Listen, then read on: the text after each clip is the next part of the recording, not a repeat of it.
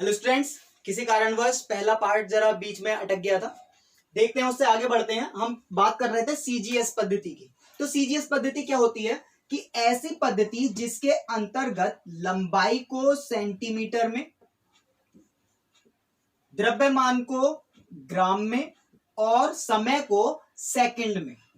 ठीक है, ये कैसे आया? जैसा कि हमने अभी पीछे बता चुके थे कि हमें यांत्रिकी के अंतर्गत लंबाई, द्रव्यमान और समय ये लिए गए थे। केवल 3 राशियां, ये मूल राशियां ली गई थी। इन्हीं पर आधारित हमने पहली पद्धति का निर्माण किया और जो क्या कहलाई गई हमारी सीजीएस पद्धति। और उसमें क्या चीज थी कि लंबाई को सेंटीमीटर में, द्रव्यमान को ग्राम में और समय को सेकंड में नापते हैं। तो ऐसी पद्धति को हम बोलते थे सीजीएस पद्धति। ठीक है, नेक्स्ट आती है हमारी एफपीएस पद्धति। एफपीएस मींस देखो, पहली चीज है लंबाई। लंबाई यानी कि इसे बोलेंगे फुट।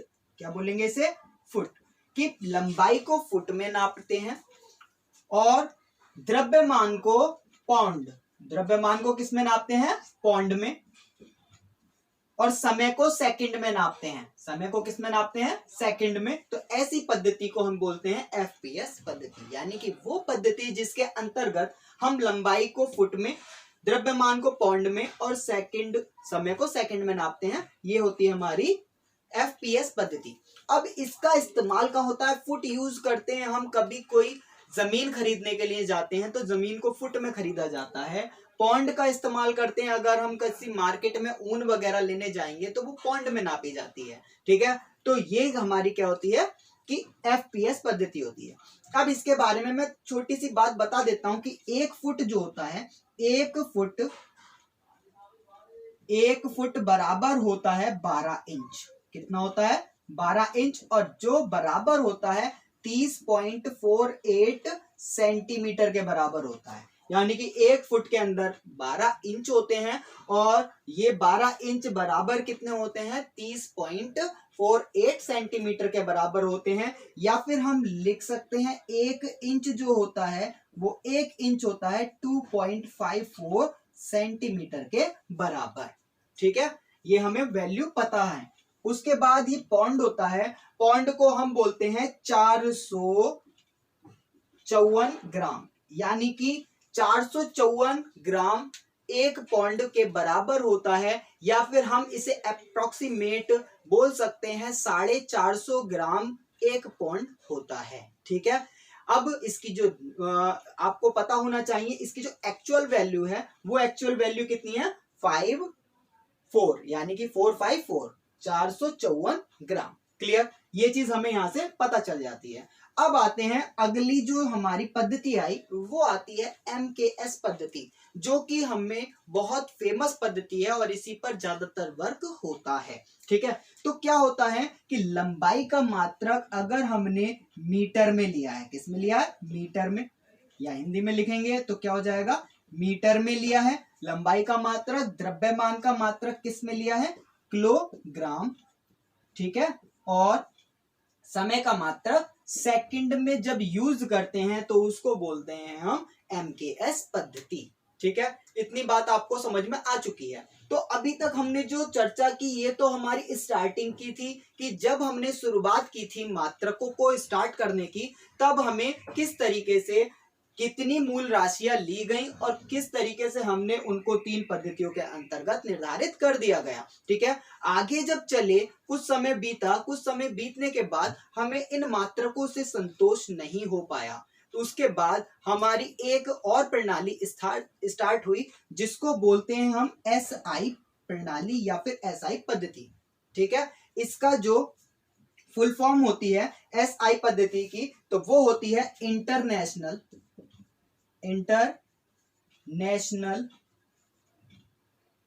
System of unit.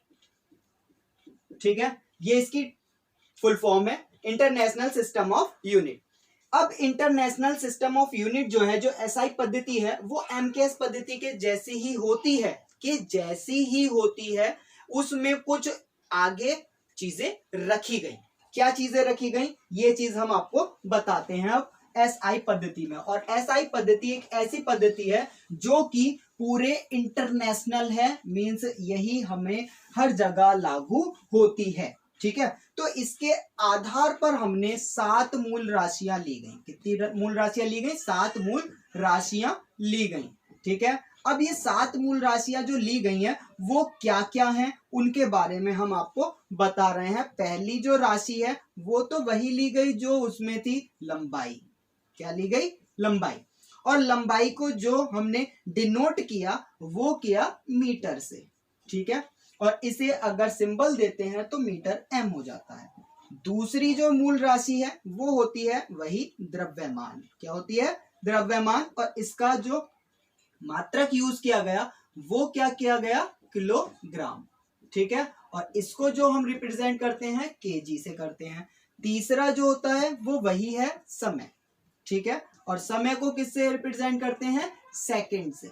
किससे यूज करते हैं? सेकंड से। और इसे हम SEC ये लिख देते हैं, सेकंड, या फिर लिख देते हैं S ओनली। ठीक है, क्लियर। चौथा जो यूज होता है, चौथी मूल राशि हमारी होती है विद्युत धारा। क्या होती है? वैद्युत धारा। वैद्युत धारा। तो वैद्युत धारा जो होती है इसको हम यूज करते हैं एम्पियर में। किसमें? एम्पियर। एम्पियर। और इसका जो मात्रक सिंबल होता है वो ए के ऊपर ही डॉट लगा देते हैं या फिर ए के ऊपर डिग्री का साइन लगा देते हैं। ये होती है हमारी चौथी वैद्युत धारा, एम्पियर। पांचवी होती है, पांचवी को बोलते हैं ऊष्मीय ताप। क्या बोलते हैं? ऊष्मीय ताप। ऊष्मीय ताप की जरूरत पड़ी तो ऊष्मीय ताप जो होता है उसका मात्रक होता है कैंडेला। क्या होता है उसका? वो सॉरी, केल्विन। केल्विन। केल्विन। और केल्विन को के से रिप्रेजेंट कर देते हैं। छठा जो होता है, छठा होता है हमारा पदार्थ की मात्रा। पदार्थ की मात्रा। और पदार्थ की मात्रा जो होती है इसे बोलते हैं मोल। और मोल को हम MOL इस तरीके से लिख देते हैं, मोल। 7वां नंबर पे हमारा आता है ज्योति तीव्रता। ज्योति तीव्रता। ज्योति तीव्रता। और ज्योति तीव्रता को हम कैंडिला से यूज करते हैं। कैंडिला। कैंडिला। और कैंडिला को हम CD लिख देते हैं। क्या लिख देते हैं? CD। तो इस तरीके से हमें पता चला कि जो SI पद्धति है वो SI पद्धति के अंदर हमें 7 चीजों का ज्ञान प्राप्त हुआ। ठीक है, अब ये 7 चीजों का होने के बाद इनके बाद इस SI पद्धति ने, ये तो 7 मूल राशियां थी, इनकी 2 पूरक राशियां और बनाई, क्योंकि कुछ दिनों बाद पता चला कि इनसे भी हमारा काम थोड़ा पूरा नहीं हो पा रहा था। तो उन 2 राशियां और बनाई और उन राशियों को या उनके मात्रकों को बोला गया पूरक मात्रक। क्या बोला गया? पूरक मात्रक। और ये क्या क्या है? पहला होता है समतलीय। जब हमने यूज किया इसका क्षेत्रफल वगैरह निकालने में तो समतल का यूज हुआ, तो वहां पर इसको समतलीय कोण, समतलीय कोण, कोण का यूज हुआ तो समतलीय कोण यूज किया गया। और समतलीय कोण का जो मात्रक होता है वो होता है रेडियन, और इसको हम रिप्रेजेंट करते हैं थीटा से। ठीक है, ओके। दूसरा जो पूरक मात्रक है, दूसरे पूरक मात्रक को बोलते हैं घन कोण। क्या बोलते हैं? घन कोण। और घन कोण का मात्रक होता है स्टेरेडियन। स्टेरेडियन। और स्टेरेडियन को हम यूज करते हैं 5। ठीक है, क्लियर।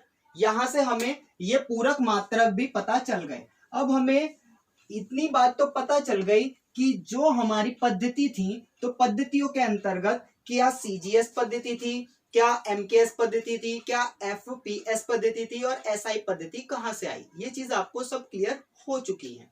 ठीक है, अब इसके बाद हम समझ लेते हैं कि ये जो पद्धति हैं, इन पद्धतियों के अंतर्गत जो इनके मात्रक हैं, इनकी डेफिनेशन क्या है। तो जैसा कि पहला है हमारा लंबाई। क्या है? लंबाई। और लंबाई का जो मात्रक है वो क्या है? मीटर। अब मीटर की परिभाषा हम बताएंगे। क्या बताएंगे? मीटर की परिभाषा।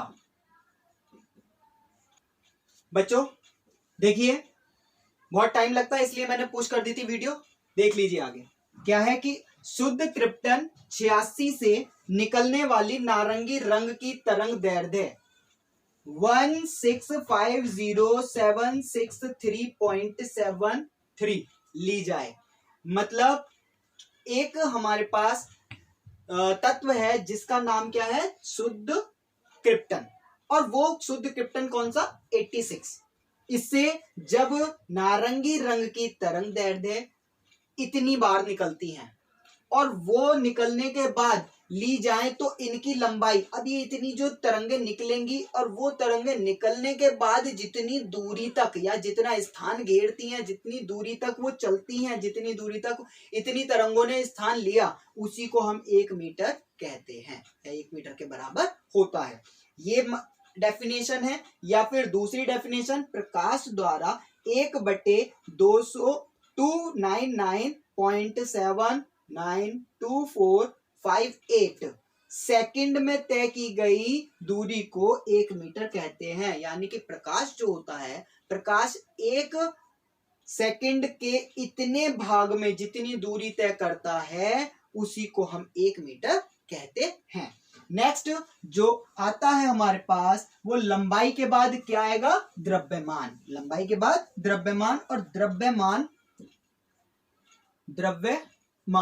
द्रव्यमान का मात्रक क्या होता है, किलोग्राम।